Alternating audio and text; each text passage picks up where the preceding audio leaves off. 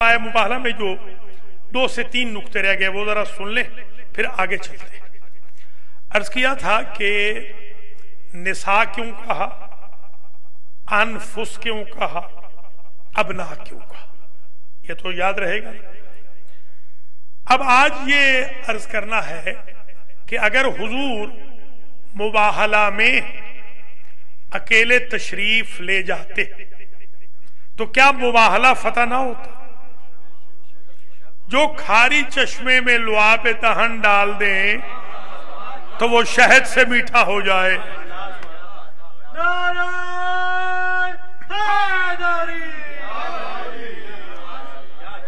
جو دریا کی روانی کو حکم دے تو وہ کلمہ گو ہو جائے۔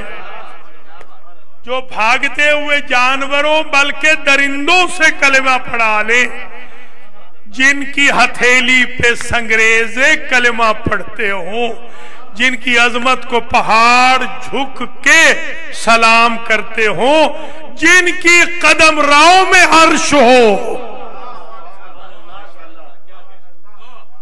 اگر وہ چاہتے تو خود چلے جاتے، میدان تو فتح ہو جاتا۔ تو پھر کیوں لیا علی کو ساتھ، کیوں فاطمہ ساتھ گئی، کیوں حسنین ساتھ گئے؟ بتانا یہ تھا کہ اگر میں اکیلا چلا جاؤں تو کلیہ قرآن کا قانون یہ بن جائے گا کہ جو بھی مخالف محمد مصطفیٰ ہو وہ ہوتا ہے جھوٹا اور اس پہ ہوتی ہے لعنت۔ میں اپنے مخالف میں کنڈینس نہیں کر رہا تھا جھوٹ کو اور لعنت کو، میں ان 4 کو شریک کر رہا تھا، کیونکہ یہ 5 ہیں پنجے تن، تاکہ دنیا کو پتا چلے جس طرح میرا دشمن کاذب ہے ویسے علی کا دشمن جھوٹا ہے، جیسے میرا دشمن جھوٹا ہے ویسے فاطمہ کا دشمن جھوٹا ہے، جیسے میرا دشمن کاذب ہے ویسے حسن کا دشمن کاذب ہے، جیسے میرا دشمن کاذب ہے ویسے حسین کا دشمن کاذب ہے، جیسے میرے دشمن پہ لعنت اللہ علیہ ہے ویسے 4 کے دشمنوں پہ لعنت اللہ علیہ۔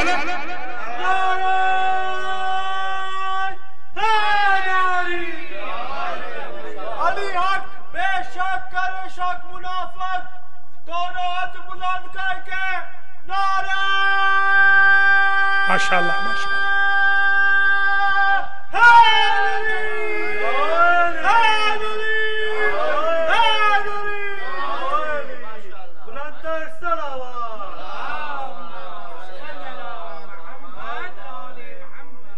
گویا کرائیٹیریا قرآن کا یہ بن گیا کہ جو ان 5 کے مقابل پہ آ جائے وہ بن جاتا ہے جھوٹا، اور جھوٹوں پہ ہوتی ہے اللہ کی لعنت۔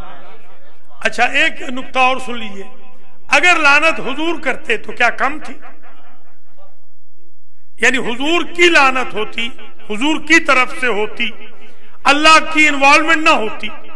وَمَا رَمَيْتَ إِذْ رَمَيْتَ وَلَكِنَّ اللَّهَ رَمَى، سنگریزے پھینکے تو اللہ کہتا ہے اللہ نے پھینکے۔ وَمَا يَنْتِقُ عَنِ الْهَوَىٰ إِنْ هُوَ إِلَّا وَحْيٌ يُوحَىٰ، وحی آتی ہے تو بولتا ہے، یعنی سرکار جو بولتے ہیں اللہ کہتا ہے یہ نہیں بول رہا، میں بول رہا ہوں۔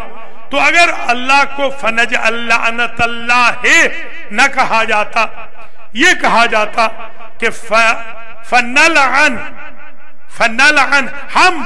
ہم 5 لعنت کریں گے جھوٹوں پر، تو اس میں کیا قباحت تھی؟ اگر یہ کہتے نا کہ ہم 5 لعنت کرتے ہیں تو نسبت لعنت کی ہوتی تو ان کی طرف، بنتی تو اللہ ہی کی لعنت، مگر جو بہت اللہ والا کیس رکھتا ہے، جو کہتا ہے ہمیں اللہ کے سوا کسی اور سے کچھ نہیں چاہیے، وہ کہتا انہوں نے کی ہے اللہ نے تو نہیں کی۔ اس لیے کلیہ دے دیا قرآن نے۔ اچھا کریں گے کون؟ کریں گے تو حضور، کریں گے یہ پنجتن پاک، ہوگی کس کی؟ ہوگی اللہ کی، ہوگی کن پر؟ جھوٹوں پر۔ اب مجھے سمجھ میں آئی بات، اگر شہزادی نہ جاتی جہاں 3 گھنٹے کھڑی رہیں تو صدیقہ کا تعارف تو تھا، صدیق علی کا تعارف تو تھا، صدیقین حسنین کا تعارف تو تھا، کاذب کیسے پہچانا جاتا؟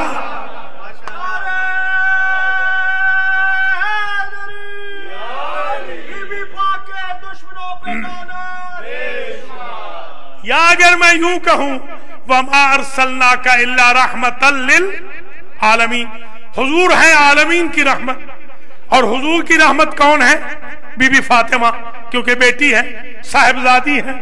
اچھا اب یہ ہے کہ دنیا یہ کہتی اگر شہزادی گھر بیٹھی رہتی اور نہ جاتی، باہر نہ نکلتی اپنے حق کے مطالبہ کے لیے، تو دنیا یہ کہتی ہمیں رحمت اللہ علیہ کا تو پتا ہے، یہ ہے لعنت اللہ علیہم کا تو پتا ہی نہیں۔ جزاک اللہ، مولا سلامت رکھے۔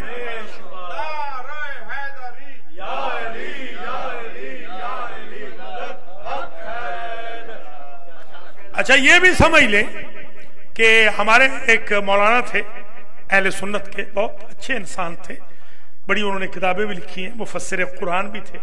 میں اس وقت پڑھتا تھا کالج میں جب ان کی ڈیتھ ہو گئی تھی، تو ان کی جو کتاب تھی تفہیم القرآن وہ میں نے پڑھی ہے، مولانا مودودی کی۔ ایک رسالہ بھی ان کا آتا تھا ترجمان القرآن، ہمارے کالج میں، گورنمنٹ کالج ساہیوال میں، وہ لائبریری میں ہوتا تھا، تو لائبریری میں جا کے ہم پڑھتے تھے۔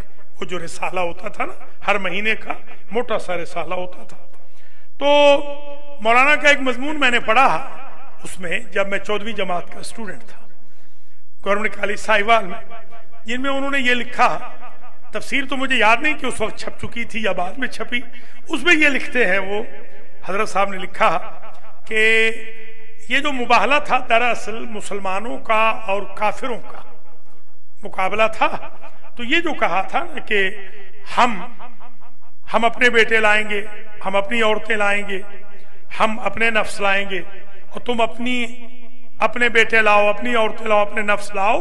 کہنا یہ تھا کہ ہم مسلمان بیٹے لائیں گے، بچے لائیں گے، مسلمان عورتیں لائیں گے، مسلمان نفس لائیں گے، تم کرسچن بیٹے لے آنا، کرسچن عورتیں لے آنا، اور کرسچن اپنے جیسے لے آنا، نفس لے آنا۔ تو اصل یہ تھا، تو میں نے مولانا کو خط لکھا، مجھے نہیں پتا پہنچا نہیں پہنچا، بیچارے فوت ہو گئے۔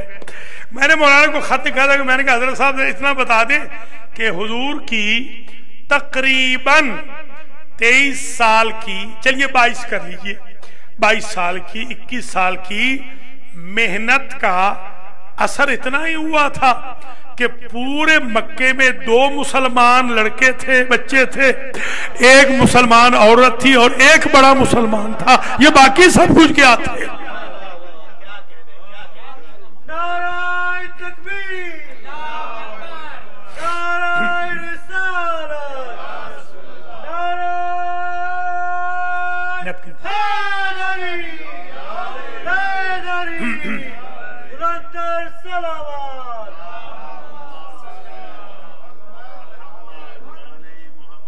امشب ما راجع به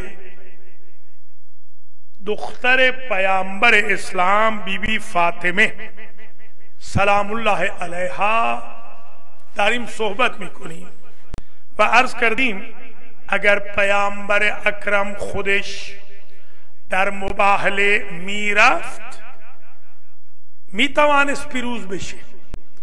چرا علی و بطول و حسنین را همراهش برده؟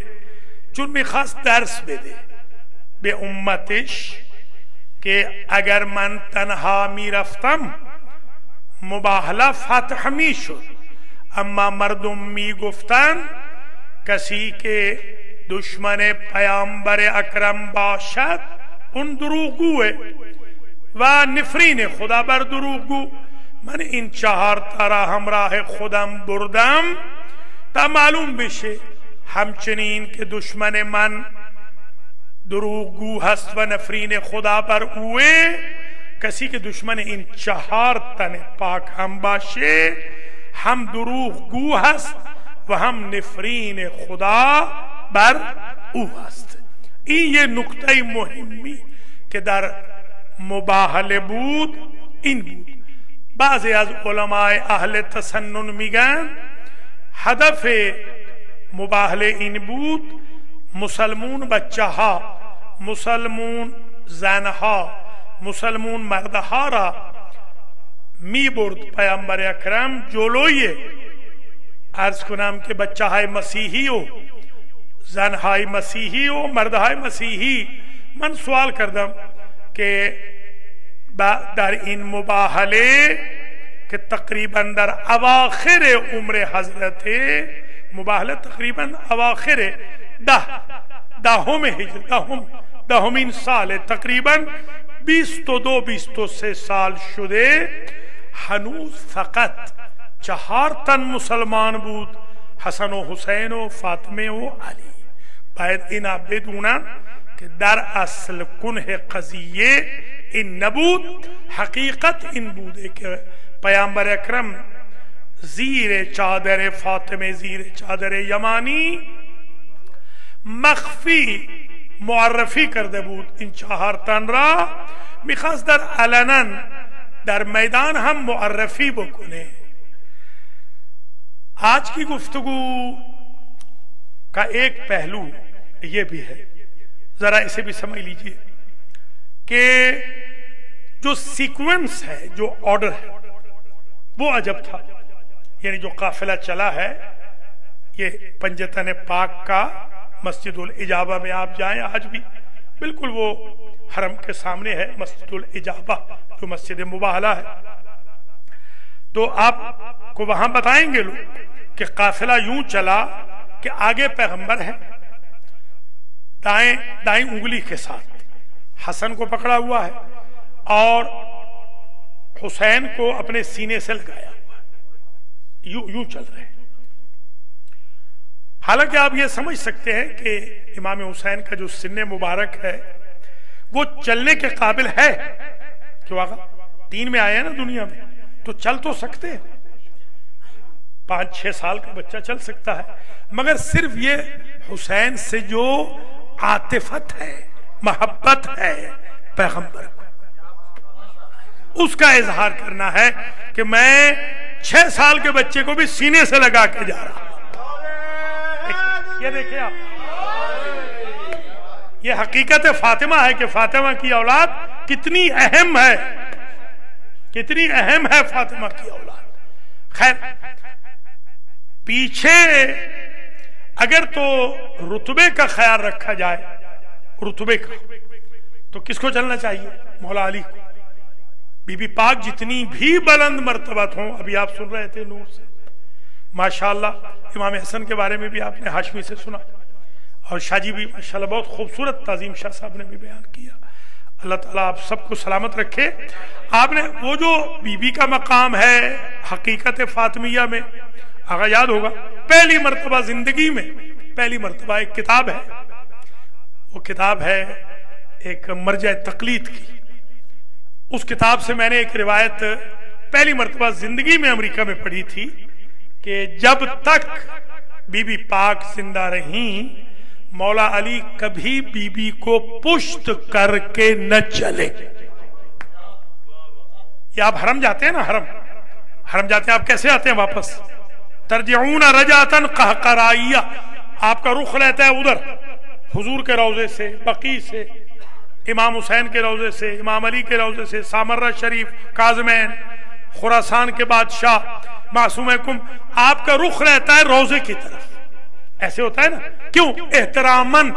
تو کسی نے پوچھا بھی، یہ ان کے آیت اللہ العظمیٰ کے جملے ہیں کہ کسی نے پوچھا کہ یا علی آپ عمر بھر فاطمہ کو پشت کیوں نہیں کرتے؟ تو فرمایا مسلمان قرآن کو پشت نہیں کرتے. یہ سمجھے آپ حقیقت.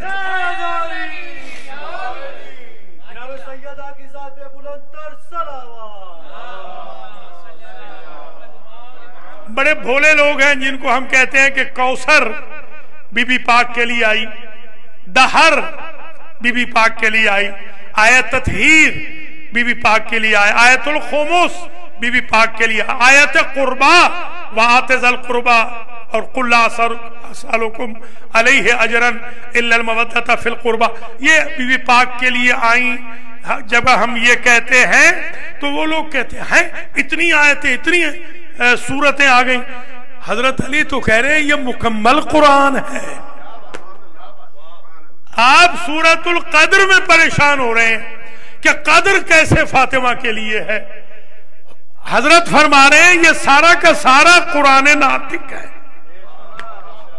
ایک صاحب نے مجھ سے کہا بڑا دعویٰ آپ نے کر دیا ہے، تو قرآن ناطق اگر ہے تو قرآن تو رمضان میں آیا ہے۔ میں نے کہا ان کے بطن مطہر سے سبت اکبر اسی لیے 15 رمضان کو آیا ہے کہ پتہ چل جائے سامت بھی آتا ہے رمضان میں، ناطق بھی آیا ہے رمضان۔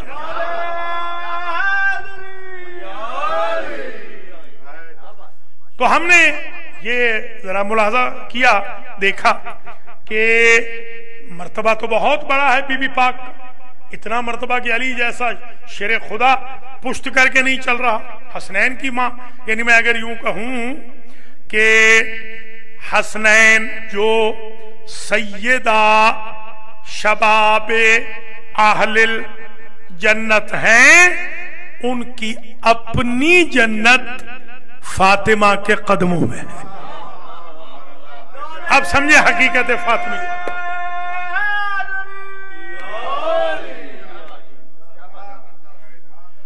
تو اذہان عالیہ میں یہ سب رکھ لیں کیونکہ یہ بڑا کمپریہنسو ٹاپک ہے اور میں چاہتا ہوں ریسرچ ورک آپ کی خدمت میں پیش کروں۔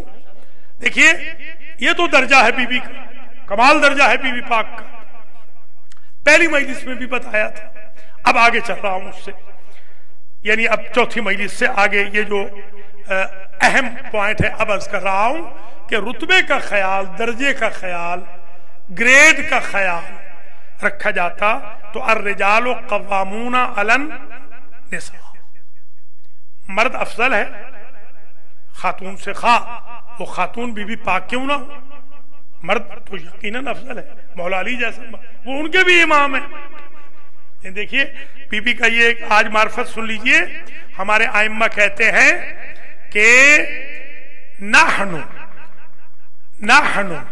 حجت اللہ علیکم وجدتنا فاطمہ حجت اللہ علینا، ہم اللہ کی طرف سے تم پہ حجت ہے، ہماری دادی ہم پہ حجت ہے اللہ کی طرف سے۔ دیکھیں کیا مقام،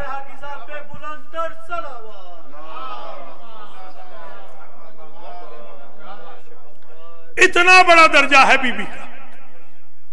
تو اس بی بی کو درجے کے مطابق پھر بھی مولا علی کے پیچھے چلنا چاہیے، مگر یہ آگے چل رہی ہیں، مولا علی پیچھے چل رہے ہیں۔ اس کی کیا وجہ ہے؟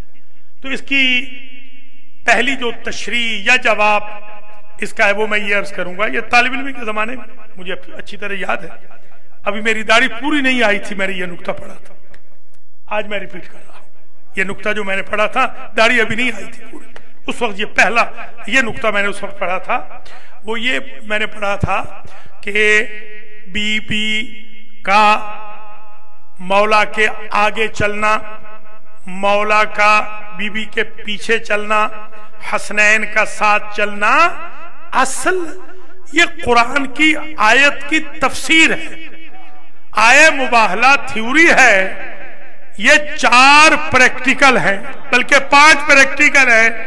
کیسے کہا تھا؟ تعالو ندعو ابنانا و ابناکم، ہم اپنے بیٹے لائیں گے، ان کو پکاریں گے، وہ پچھلی مرتبہ یاد ہوگا، یعنی مطلب یہ لائیں گے، پکار کے لائیں گے۔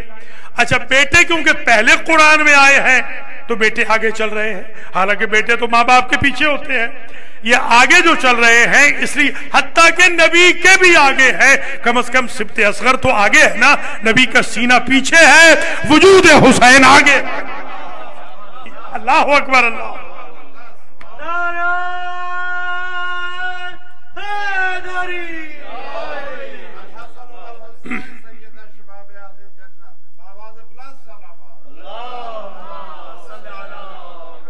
پھر کہا وَنِسَاءَنَا وَنِسَاءَكُمْ، عورت کا ذکر بعد میں ہے تو بی بی بعد میں ہے. وَأَنفُسَنَا وَأَنفُسَكُمْ، نفس کا ذکر، انفس کا ذکر آخر میں ہے تو مولا علی آخر میں ہے.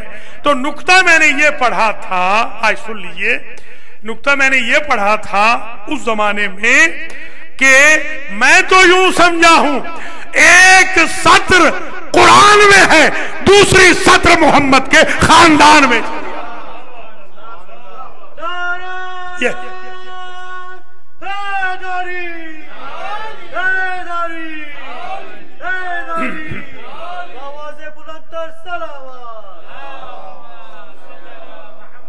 گویا جیسی ڈیمانڈ تھی ویسی سپلائی دی، ڈیمانڈ ہی یہی تھی. یہ تو ایک جواب ہے. اچھا ایک جواب اسی زمانے کا اور بھی سن لیجیے. ایک اور جواب، حضور اپنے دور میں لوگوں کو، اپنے آخری دور میں، حضور تو اب جانے والے ہیں نا، اگلے سال تو حضور چلے جائیں گے، آخری تقریباً سال میں حضور اپنی صاحبزادی کا تعارف کرانا چاہتے تھے مبالغہ میں. کیسے؟ وہاں ہم فاطمہ تو و ابوہا و بالوہا بنوہا میں کس نے مرکزیت دی تھی؟ اللہ نے. یہاں حضور مرکزیت دے رہے تھے. حضور یہ بتانا چاہتے تھے کہ دیکھو دنیا والوں، میری بیٹی کی شان یہ ہے، اگر ایک قدم آگے بڑھ جائے تو رسالت ہے، ایک قدم پیچھے ہٹ جائے تو امامت ہے، مگر میری بیٹی عصمت ہے، نہ رسالت لی نہ امامت لی، ایسی عصمت ہے جس کی ضرورت رسالت کو بھی ہے، امامت کو بھی ہے. اللہ اکبر.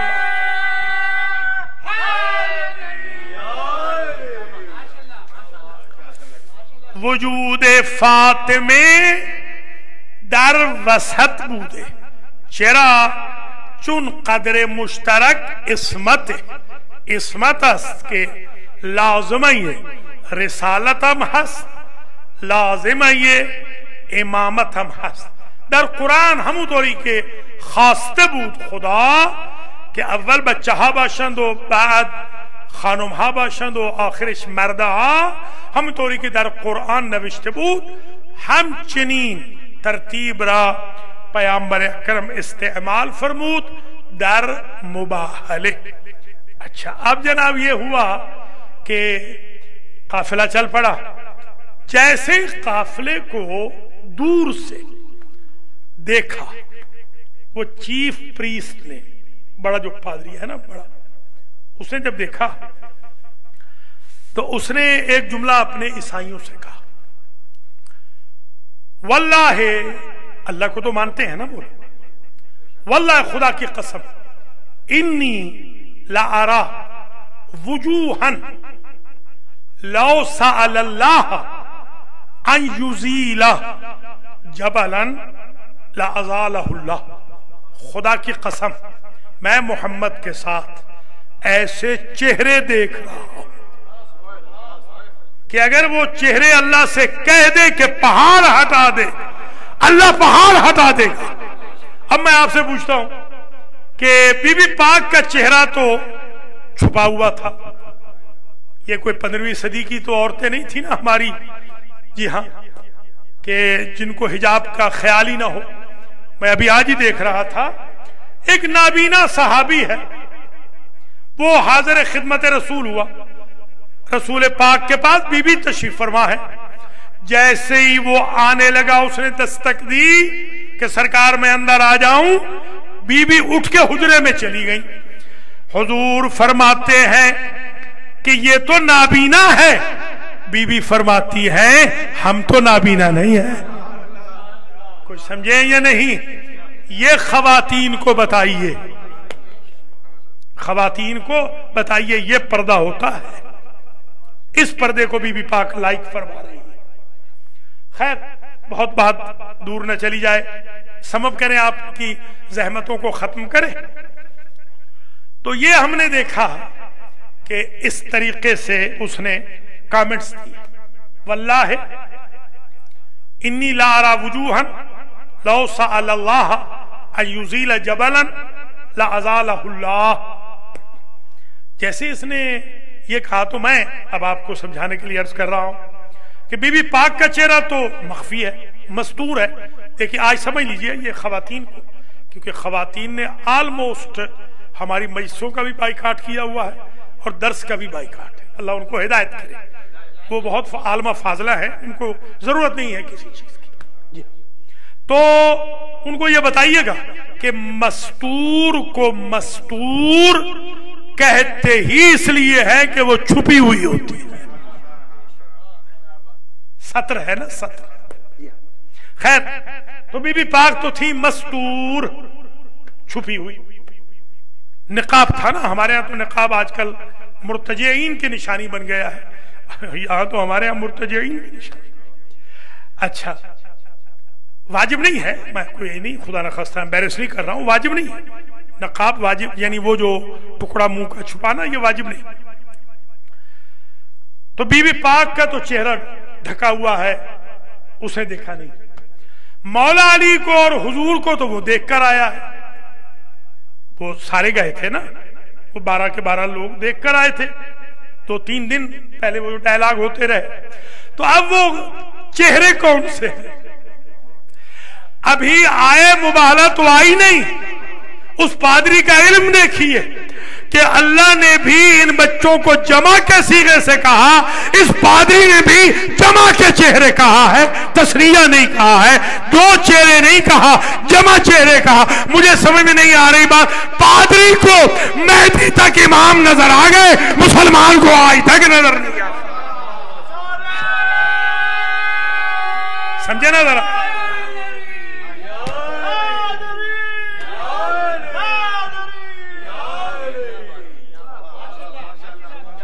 کیوں آگا؟ وجہ وجہان وجوہ.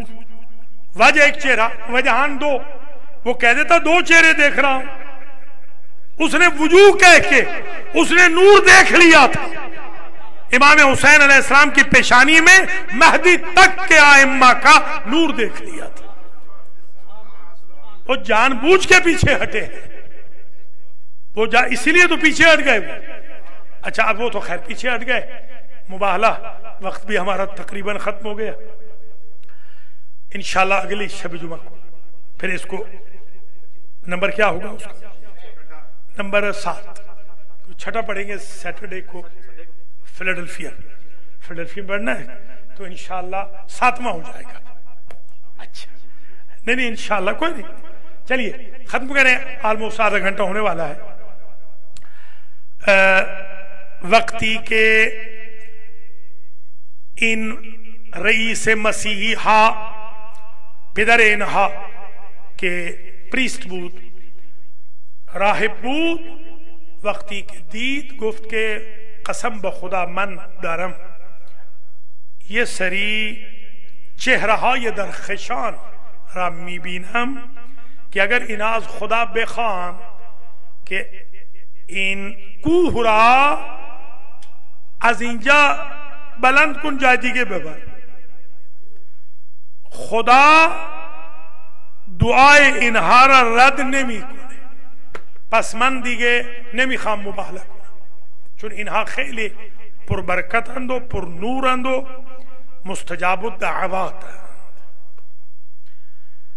جب یہ ڈائلاگ اس نے کر دیے تو گیو اپ کر گئے. وہ پادری گیو اپ کر گیا. اس نے کہا ہم مباہلہ نہیں کریں گے، ہم ان کے مقابل پہ مباہلہ نہیں کریں گے. اچھا اب آپ سے ایک سوال ہے میرا. یہ میدان تھا مباہلہ کا، یعنی سچوں اور جھوٹوں کا، رحمت اور لعنت کا.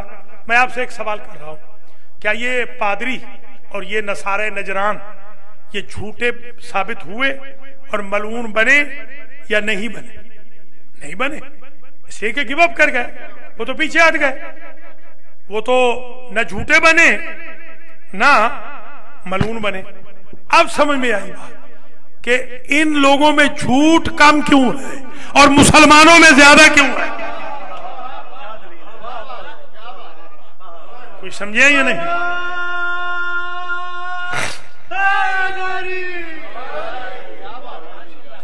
اب اندازہ ہوا ان کے یہاں جھوٹ کم ہے، ہمارے یہاں جھوٹ زیادہ ہے. جی ہاں، سمجھ میں آگے نا بات. تو وہ تو جھوٹے نہیں بنے اور وہ ملعون بھی نہیں بنے، وہ ملعون بھی نہیں. دیکھیے ان کے یہاں دیکھیں نا آپ کتنی اچھی زندگی گزارتے ہیں وہ لوگ.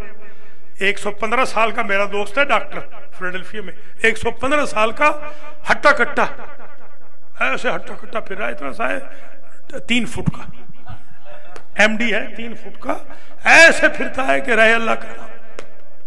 کیوں؟ وہ کسی کو تنگ نہیں کرتے، اذیت نہیں دیتے. ہمارے لوگ گالیاں دیں گے، جھوٹ فریب مکاریاں، ان کے خلاف ان کے خلاف شکایت بازیاں. اپنی لائف کو میرے بھائیوں، میری بہنوں، میرے بزرگوں، عزیزوں، اپنی لائف کو انجوائے کرو. اللہ نے یہ لائف تمہیں مزریبل بنانے کے لیے نہیں دی ہے، کمفرٹ کے لیے دی ہے. عمر گھٹ جاتی ہے تنگ کرنے سے، اذیتیں دینے سے، تکلیفیں دینے سے. یہ بیماریاں کیوں لگ رہی ہیں؟ اسی لیے لگ رہی ہیں کہ ایک دوسرے کو تکلیفیں ستانا. وہ تو خیر نہ جھوٹے بنے نہ ملعون بنے. بس یہ آخری نکتہ ہے آج کی. انہا کے عقب افتادن عقب رفتن، گفتن کہ ما مباہلے نمی کنیم، نہ دروغ گوان نہ ملعونان. ہچ خدا مارا توفیق بدے کہ ما ہم راستگو باشی و ما جستجو رحمت کنیم نہ لعنت.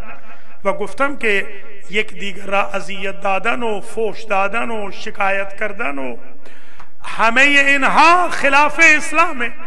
اما مسلمون ها متاسفانه این کارها را بیش میکنند و کار خیر را کم میکنند. بس تمام ہوئی، آلموسٹ آدھا گھنٹہ ہو گیا اور 2 جملے مصائب کے طویل زحمت نہیں ہوگی. پھر آپ سب کے لیے دعا کرتا ہوں اللہ تعالیٰ آپ سب کو زندہ و سلامت رکھے، آپ کے گھروں کو آباد و شاد فرمائے، مریضوں کو شفاء کلی عطا فرمائے، مرحومین کی مغفرت فرمائے. آج کی مجلس میں ماشاءاللہ جتنے مومنین مومنات آئے ہیں، بی بی پاک کے شکستہ پہلو کے صدقے میں ان کی ساری حاجتیں پوری ہو جائیں. اب یہ کامنٹس دے دیے، گیو اپ کر گئے، پیچھے ہٹ گئے، وڈرا کر گئے، مبالغہ ہوا ہی نہیں، مبالغہ کیا ہی نہیں. راوی کہتا ہے کہ میں قریب گیا حضور کے لب ہل رہے تھے. بس یہ آخری نقطہ ہے آج کا. حضور فرما رہے تھے فوالذی نفس محمد بیدہ، خدا کی قسم، وہ خدا جس کے قبضہ قدرت میں مجھ محمد کی جان ہے، میرا نفس، اس خدا کی قسم. فوالذی نفس محمد بیدہ لو تباہلوا لمسخوا قردۃ وخنازیر. اگر یہ نصارى نجران میرے اہل بیت سے مباہلہ کر لیتے تو اللہ انہیں انسان نہ رکھتا، یا بندر بنا دیتا یا خنزیر بنا دیتا. لیجئے بہت بڑا مسئلہ حل ہو گیا. فاطمہ کا دشمن انسان تو ہے ہی نہیں، یا بندر ہے یا خنزیر ہے. علی کا دشمن یا بندر ہے یا خنزیر ہے. حسنین کا دشمن یا بندر ہے یا خنزیر ہے. اب نہ پوچھنا بندر کتنے ہیں دنیا میں اور خنزیر کتنے ہیں دنیا میں.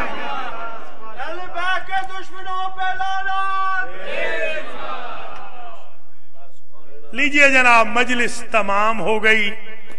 مجلس نمبر 5. اللہ کریم اس مجلس کو شرف قبولیت عطا فرمائے. زاہد کی گھڑی درست ہو گئی اس لیے میں فوراً دیکھ رہا ہوں. لیجئے جناب یہ آپ اذہان عالیہ میں نکات جو میں نے آج پیش کیے ہیں یہ محفوظ فرمائیں. اور ایک ہدیہ بھی لے لیں. ہدیہ یاد ہے؟ ایک ہدیہ بھی آپ کو دے رہا ہوں. ایک ہدیہ ہے مصحف فاطمہ. کیا نام ہے؟ مصحف فاطمہ. یہ کتاب ہے، کتابچہ ہے. اسی کے بارے میں ہمارے مخالف کہتے ہیں کہ شیعوں کا کوئی الگ قرآن ہے. یہ قرآن نہیں ہے. اور احتیاط دیکھیں کہ قرآن کی ایک آیت اس میں کوٹ نہیں کی گئی، اسی احتیاط سے کہ کوئی اسے قرآن نہ سمجھ لے. یہ کیا ہے اس پر انشاءاللہ گفتگو آپ کی خدمات عالیہ میں آئندہ آ جائے گی. یہ میرے پاس ہے، میں آپ کو دکھا بھی سکتا ہوں، پورا نہیں ہے، ہاں کچھ ہے میرے پاس، کچھ فرق ہے میرے پاس، ان میں سے بھی انشاءاللہ میں آپ کی خدمت میں کچھ. وہ اصل میں ہوا اس طرح کہ بی بی پاک بولتی جاتی تھی اور مولا علی لکھتے جاتے تھے.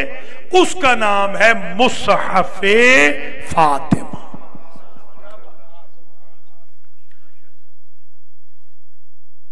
بزرگوں عزیزوں، یہ بی بی وہ ہے کہ جو آج بھی تکلیف میں ہے. میں ہمیشہ کہتا ہوں، میرے استاد تھے آیت اللہ وجدانی فخر، وجدانی فخر.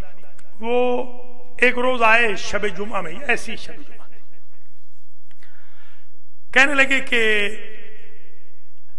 یعنی درس تھا، جو درس تھا اس میں انہوں نے ارشاد فرمایا، جو شب سے پہلے کا ایک درس ہوتا ہے، تھرسڈے اور فرائیڈے تو ہماری چھٹی ہوتی تھی، یعنی وینزڈے کا جو درس تھا اس میں آپ نے ارشاد فرمایا. فرماتے ہیں کہ پچھلی شب جمعہ میں بی بی پاک آئی تھی اور انہوں نے اپنا ہاتھ پہلو پہ رکھا ہوا تھا.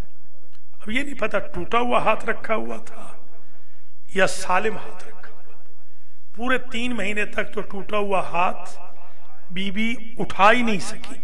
پتہ ہے کب اٹھایا ہے؟ جب حسین نے کہا نا کہ میں تب جاؤں گا جب اماں بلائے گی، تو وہ جو 3 مہینے ہاتھ نہیں اٹھایا تھا وہ بھی یوں بڑھا دیا. آ میرے کربلا کے غریب، اللہ اکبر اللہ اکبر. آیت اللہ نے کہا، استاد محترم نے کہا کہ بی بی نے اپنے پہلو پہ شکستہ پہلو پہ ہاتھ رکھا ہوا تھا. تو میں نے پوچھا کہ بی بی ہنوز درد داری؟ چون دستش را به پهلو خودش گذاشته بود. من سوال کردم بی بی جان ہنوز درد داری؟ ابھی بھی آپ کو درد ہو رہا ہے؟ بی بی کہتی ہے ہاں. وجدانی، جب تمہارے شاگرد شب جمعہ میں میرے غریب کی مجلسیں نہیں کرتے تو میرا زخم تازہ ہو جاتا، اور جب شب جمعہ میں مجلسیں کرتے ہیں تو ان کے آنسو میرے پہلو کا مرہم بن جاتے. مجلس میں آنے والے سارے تو سید نہیں ہوتے نا، چلو سادات تو محرم ہیں بی بی کے. ذرا دیکھیں مجلس حسین میں شب جمعہ میں غیر سیدوں کے آنسو کتنے پاک ہو جاتے ہیں کہ آیت تطہیر کی مرکز بی بی کے شکستہ پہلو کا مرہم بن جاتے. خیر مجلسیں ہوئیں. ان خوش قسمت افراد میں ایک میں بھی تھا، میں نے بھی مجلس پڑھی، ایک مجلس میں نے بھی پڑھی. اگلے چہارشنبہ میں جب تشریف لائے، یعنی ایک شب جمعہ گزر گئی، تو فرمانے لگے کہ بی بی آئی تھی. بی بی جان آمده بود. بی بی جان کہتے ہیں احترام میں فارسی. بی بی جان در آمده بود و دستش را از پهلو بیرون کشیده بود. عبدالغفور گوش کن. دستش را از پهلو بیرون کشیده بود. بی بی آئی تھی، پہلو سے ہاتھ ہٹایا ہوا تھا. میں نے کہا بی بی آپ درد نہ داری؟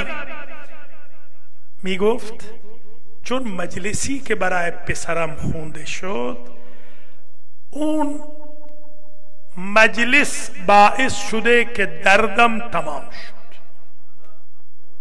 وہ آنسو جو شب جمعہ میں آئے تھے وہ میرے پہلو کا مرہم بن گئے. جو قیامت کے دن ٹوٹی ہوئی پسلیوں سے بارگاہ رب العزت میں آئے گی، اس کی ٹوٹی ہوئی پسلیوں کا مرہم یہ آپ کے آنسو ہے جو آپ شب جمعہ میں بہاتے ہیں. خوش قسمت ہے آپ کہ شب جمعہ کو آپ نے زندہ کیا ہوا ہے. اللہ تعالیٰ آپ کو اجر دے، بانیان کو اجر دے، آپ کے مرحومین کو ثواب پہنچائے، ہم سب کا خاتمہ علی الخیر فرمائے۔ ربنا وتقبل دعا۔